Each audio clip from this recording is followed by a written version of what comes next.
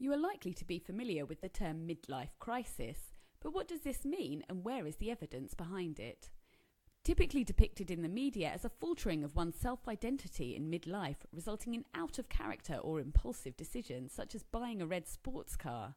This term, which was first coined by psychoanalyst Elliot Jacks, was reinforced by Daniel Levinson's work on the midlife transition.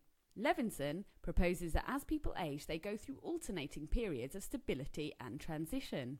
During the periods of stability, the roles and relationships which make up an individual's life structure remain relatively stable, whereas during periods of transition, these things change significantly.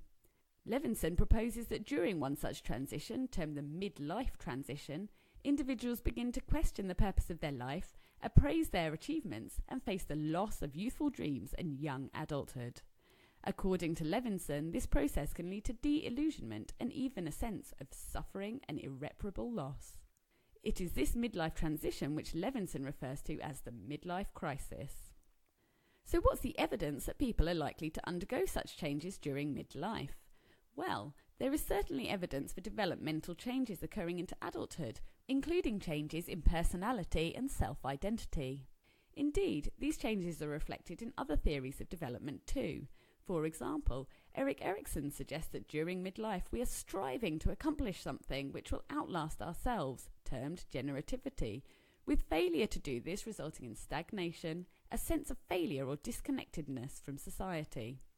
Furthermore, there is evidence that in developed countries, probability of depression tends to increase during midlife before falling around the age of 60 and increasing again towards the end of life. This trend also corresponds to higher rates of anxiety as well as falls in well-being during midlife. In fact, Blanchflower and Oswald's analysis suggests this is a trend which is present despite controlling for wealth and demographic variables. But does this truly meet the definition of a crisis?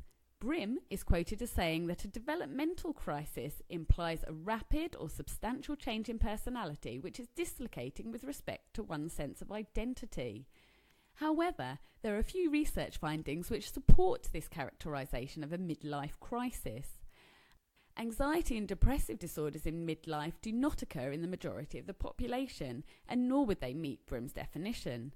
Furthermore, where crises do occur, these again are not normative, and nor are they distinguishable from crises at other times of life. Therefore, when we talk about midlife crises, the popular caricature of what that involves is not held up by the evidence. However, there is a population trend for deterioration in mental health over this period. Whether this represents a truly age-related period of psychological vulnerability, or whether this relationship can be explained by confounding factors, remains unclear.